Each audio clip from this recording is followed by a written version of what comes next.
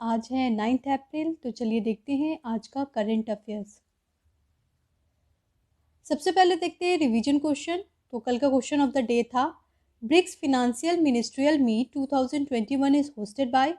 BRICS financial ministerial meet 2021 कौन host कर रहा है? तो इसे होस्ट कर रहा है इंडिया। ब्रिक्स तो आपको पता ही होगा, Brazil, Russia, India, China and south Africa की ग्रुप है। और इस ग्रुप को फिनेंशियल मिनिस्ट्री का जो मीट हुआ है उसको होस्ट किया है इंडिया, और इंडिया की फिनांस मिनिस्टर इसको लीड की है। चलिए पढ़ते हैं आगे, आज के करंट अफेयर्स देखते हैं। Question number 1, Sarthak app has been launch by whom? अभी हाल में सार्थक ऐप लॉन्च किया गया है, आपको बताना है किसके द्वारा। जी हाँ, ये लॉन्च किया गया है रमेश पोखरियाल, जो कि हमारे एजुकेशन मिनिस्टर है, उनके द्वारा। देखिए, सार्थक ऐप का फुल फॉर्म है student and teacher holistic advancement through quality education. जी हाँ, एजुकेशन सिस्टम में क्वालिटी लाने के लिए ये एक ऐप लॉन्च किया गया है, और इसे लॉन्च किया गया है अमृत महोत्सव के ओकेज़न पे। अमृत महोत्सव हम लोग सेलिब्रेट करने वाले हैं, ये 75 ईयर्स कंप्लीट होगा इंडिया का इंडिपेंडेंस का, तो इसी के लिए हम लोग ये सेलिब्रेट करने वाले हैं 2022 में, तो ये इम्पॉर्टेंट है। क्वेश्चन नंबर 2 देखते हैं करंट अफेयर सीरीज में। Anamaya scheme is related to. Anamaya scheme किससे रिलेटेड है? तो ये स्कीम रिलेटेड है improve the health of tribal. जी हाँ, ट्राइबल कम्युनिटी के लिए स्कीम लाई गई है, इसलिए ये इम्पॉर्टेंट है। अनामया इनिशिएटिव जो है वो लाया गया है अर्जुन मुंडा, जो कि ट्राइबल मिनिस्टर है, एंड डॉक्टर हर्षवर्धन, जो कि हेल्थ मिनिस्टर है। दोनों मिलकर ये स्कीम लाए हैं। इसके अंतर्गत क्या होगा, जो पुअर ट्राइबल सेक्शन है उनके हेल्थ को इम्प्रूव किया जाएगा। क्वेश्चन नंबर 3 की तरफ चलते हैं। मधु क्रांति पोर्टल इज लॉन्च बाय। मधु क्रांति पोर्टल स्टार्ट किया जा रहा है, आपको बताना है किसके द्वारा। जी हाँ, ये स्टार्ट किया जा रहा है मिनिस्ट्री ऑफ एग्रीकल्चर के द्वारा। देखिए, मधु क्रांति पोर्टल क्या है? मधु क्रांति पोर्टल एक पोर्टल स्टार्ट की गई है ताकि ये जानने के लिए कि कहाँ कहाँ हनी सोर्सेस अवेलेबल है। ये एक ऑनलाइन प्लेटफॉर्म है जो कि फार्मर को हेल्प करेगा। और जैसा कि हमारे जो बजट आया है ना 2021, उस बजट में भी हनी प्रोडक्शन पे काफ़ी ज़्यादा फोकस किया गया है, तो याद रखिएगा, बहुत ही इंपॉर्टेंट है ये पोर्टल मधु क्रांति। क्वेश्चन नंबर 4 की तरफ चलते हैं। India has sign MAU with which country for academic and research cooperation. जल्दी से गेस करें, यूपीएससी में ऐसे क्वेश्चंस आ जाते हैं, तो देखें कि इंडिया ने अभी हाल में किसके साथ साइन किया है एकेडमिक और रिसर्च कॉपरेशन के लिए। जी हाँ, जापान के साथ साइन किया गया है। जैसा कि मैंने आपको पहले भी बताया था कि क्या हो रहा है, एक प्रोग्राम स्टार्ट किया जा रहा है जिसमें इंडिया के कुछ ग्रुप को, कुछ एक्सपर्ट को चूज़ किया जा रहा है और उन्हें जापानीज़ लैंग्वेज सिखाया जा रहा है। ठीक है, तो ये साइंस एंड टेक्नोलॉजी को इम्प्रूव करने के लिए एक बहुत ही इंपॉर्टेंट स्टेप है। इसके अंतर्गत क्या होगा, देखिए, जो MAU साइन किया गया है वो दो के बीच में हो रहा है, एक तो है नारी और दूसरा है ऋष। अब ये क्या है, नारी जो है वो इंडिया का है, ओके, याद रखिएगा, और इसका फुल फॉर्म है नेशनल एटमॉस्फेरिक रिसर्च लेबोरेटरी। ठीक है, नेशनल एटमॉस्फेरिक रिसर्च लेबोरेटरी। और रिश क्या है, research institute for sustainable atmosphere. तो बहुत ही इंपॉर्टेंट है, नारी इंडिया का है और रिश जो है वो जापान का है, और इस दोनों के बीच में डील साइन की जा रही है ताकि साइंस एंड टेक्नोलॉजी में एटमॉस्फेयर जो अर्थ साइंस है उसमें अच्छी अंडरस्टैंडिंग आए, कॉपरेशन आए और रिसर्च हो। इसीलिए ये डील साइन किया गया है, इसलिए ये इम्पोर्टेंट हो जाता है, तो याद रखिएगा, जापान के साथ हम डील साइन किए हैं। क्वेश्चन नंबर 5 पे आते हैं। Prime minister Narendra Modi has given tribute to Tegh Bahadur on his birth anniversary. He was, वो कौन से गुरु थे तेज बहादुर, जिनको अभी हाल में हमारे प्राइम मिनिस्टर ने ट्रिब्यूट दिया है? तो तेज बहादुर जो है वो 9th सिख गुरु है, और इनका आज बनाया जा रहा है पुण्यतिथि। पुण्यतिथि यानी इस दिन इनकी डेथ हुई थी।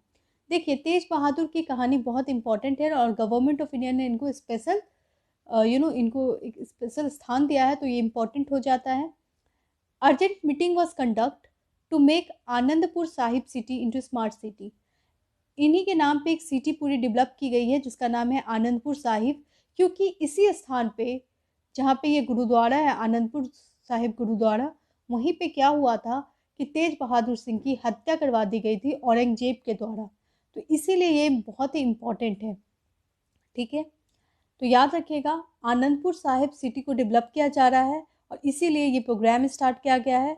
और अभी हाल में हम लोग कितने साल बना रहे हैं, 400 ईयर्स ऑफ प्रकाश पर्व बना रहे हैं। ये भी बहुत इंपॉर्टेंट है, प्रकाश पर्व जो कि बनाया गया है तेज बहादुर सिंह की याद में। देखिए सिखिज्म की बात की जाए तो सिख का मतलब होता है डिसिपल। ठीक है, और सिखिज्म के फाउंडर हम सभी जानते हैं कौन है, वो है गुरु नानक।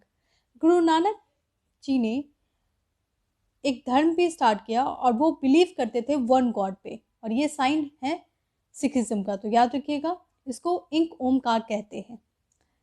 इनकी पूरी टीचिंग जो है गुरु नानक जी की गुरु ग्रंथ साहिब किताब में है और ये बहुत ही इंपॉर्टेंट किताब है। अगर हम सिखिज्म की बात करें तो कुछ बिलीव है उनकी जो कि बहुत इंपॉर्टेंट है। पहला जो बिलीव है वो है निर्गुण भक्ति, यानी जो भगवान दिखते नहीं है उनकी भक्ति करने की बात की गई है और ये माना जाता है कि अगर अच्छे कर्म किए जाए तो मोक्ष की प्राप्ति होगी। सेकेंड जो सिखिज्म का बिलीव है वो बिलीव करते हैं एंडलेस साइकिल ऑफ बर्थ, यानी कि क्या होता है डेथ के बाद फिर बर्थ होता है। जो तीसरा इनका बिलीव था वो था किरत करनी। किरत करनी मतलब काम करे, कर्म ही पूजा है, इस पे वो फोकस करते थे। और आप देखे होंगे सिख में कोई भी भीख मांगना नहीं पसंद करता, हर कोई काम करना पसंद करता है। वंद जपनो मतलब कि आपको दूसरे लोगों को खाना देना चाहिए, दूसरे की हेल्प करनी चाहिए। तो ये 4 कॉन्सेप्ट है। ठीक है, याद रखिएगा सिखिज्म का बहुत इंपॉर्टेंट कॉन्सेप्ट है। गुरु की बात की जाए तो 10 गुरु है उसमें, उनमें जो पहले गुरु है वो गुरु नानक है, फिर गुरु अंगद है, गुरु अमरदास है, गुरु रामदास है, गुरु अर्जन दास है, गुरु हरगोबिंद है, गुरु हर राय जी हैं, गुरु हरकृष्णन जी हैं, और जो 9th गुरु हैं वो है गुरु तेज बहादुर। यहाँ पे उनका हम लोग क्या कर रहे हैं, पुण्यतिथि सेलिब्रेट कर रहे हैं। गुरु तेज बहादुर के बाद जो 10th गुरु हैं वो है गुरु गोविंद सिंह, जिन्होंने खालसा स्टार्ट किया था और 5K स्टार्ट किया था। 5K क्या है, कृपान, कचरा, कारा, केश एंड कंगा, जो कि बहुत इंपॉर्टेंट है सिख धर्म के लिए। क्वेश्चन नंबर 6 की तरफ चलते हैं। Who is appointed as new chairman of SIDBI. SIDBI के नए चेयरमैन कौन अपॉइंट हुए हैं, तो वो अपॉइंट हुए हैं एस रमन। देखिए सिडबी का फुल फॉर्म क्या है, small industrial development bank of India. जो भी स्मॉल स्केल इंडस्ट्रीज होती है उसको लीड कौन करता है, सिडबी करता है। सिडबी उनको फिनांस करता है, उनको हेल्प करता है। ठीक है, तो आपने IDBI सुना होगा, industrial development bank of India. वो ओवरऑल देखता है लेकिन स्मॉल स्केल इंडस्ट्री को देखता है सिडबी। और सिडबी के नए कौन चुने गए हैं, उनका नाम क्या है, उनका नाम है एस रमन। याद रखिएगा। क्वेश्चन नंबर 7 की तरफ चलते हैं। What is the repo rate fix by RBI till April 2021। अगर आप बैंकिंग के एग्जाम की तैयारी कर रहे हो तो इस तरह के क्वेश्चन बहुत कॉमन होते हैं। तो पूछा जा रहा है कि रिपो रेट कितना फिक्स किया गया है, तो ये रिपो रेट फिक्स किया गया है 4%। ठीक है, जैसा कि मैंने आपको हाल में बताया था कि इंडिया में RBI का एक बहुत ही इंपॉर्टेंट रोल है, वो क्या है, इन्फ्लेशन को कंट्रोल करना। खैर अब एक इंपॉर्टेंट बॉडी बन गई है जिसका नाम है MPC यानी मॉनेटरी पॉलिसी कमेटी, जिसके अंतर्गत RBI के 3 मेंबर होते हैं और 3 गवर्नमेंट ऑफ इंडिया के मेंबर होते हैं, यानी टोटल 6 मेंबर होते हैं। वो देखते हैं कि इन्फ्लेशन रेट इंडिया का क्या है, और इन्फ्लेशन रेट इंडिया का करेंटली क्या है, 4% ही है। ओके, और ये ज़्यादा नहीं होना चाहिए, 2 + 2 -2 के फॉर्म में होना चाहिए, यानी कि 4% है तो ठीक है। क्वेश्चन नंबर 8 की तरफ चलते हैं। Indian writer recently recorded in India's world record for her contribution in literature is. अभी हाल में एक इंडियन राइटर को इंडिया वर्ल्ड रिकॉर्ड में रिकॉर्ड किया गया है, आपको बताना है कि वो कौन है। तो वो है सोलिया समीर। सोलिया समीर जो है वो जम्मू एंड कश्मीर से बिलोंग करती हैं और इन्होंने एक किताब लिखी है। ये किताब बहुत ही इम्पोर्टेंट है। ये किताब जम्मू एंड कश्मीर की एक बहुत ही फेमस राइटर है, उन पे लिखा गया है। ठीक है, और ये किताब के लिए ही इनका वर्ल्ड रिकॉर्ड में नाम आया है। क्वेश्चन नंबर 9 की तरफ चलते हैं। 8 April is recognize by government of India on the memory of. 8 April government of India ने रिकग्नाइज किया है, वो क्या है, तो ये एक्चुअली डेथ एनिवर्सरी है मंगल पांडे की। याद रखिएगा, मंगल पांडे को तो हर कोई जानता है क्योंकि इन्होंने 1857 की लड़ाई में इम्पोर्टेंट योगदान दिया था, क्योंकि इनके कारण ही 1857 की लड़ाई स्टार्ट हुई थी। तो मंगल पांडे कब डेथ हुई थी? तो 8 अप्रैल। क्वेश्चन नंबर 10 देख लेते हैं। Who become the first Indian women swimmer qualified for Olympic? अभी हाल में कौन सी पहली इंडियन वीमेन है, स्विमर है, जिनको ओलंपिक में क्वालिफाइड कर दिया गया है? तो वो हैं नित्रा कुमनन। याद रखिएगा इनका नाम, नित्रा कुमनन, जो कि ओलंपिक क्वालिफाइड की हैं और इंडिया को प्रेजेंट करेंगी। चलिए देखते हैं आज का सवाल। शांतिर उग्र सेना एक्सरसाइज 2021 इज हेल्ड एट।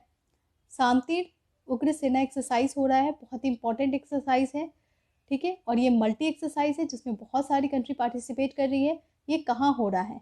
इसका आंसर आप कमेंट बॉक्स में दे सकते हैं। और फ्रेंड्स, अगर वीडियो अच्छा लगे तो प्लीज़ लाइक कर दें, शेयर कर दें और चैनल को सब्सक्राइब कर दें अगर आपने नहीं किया है।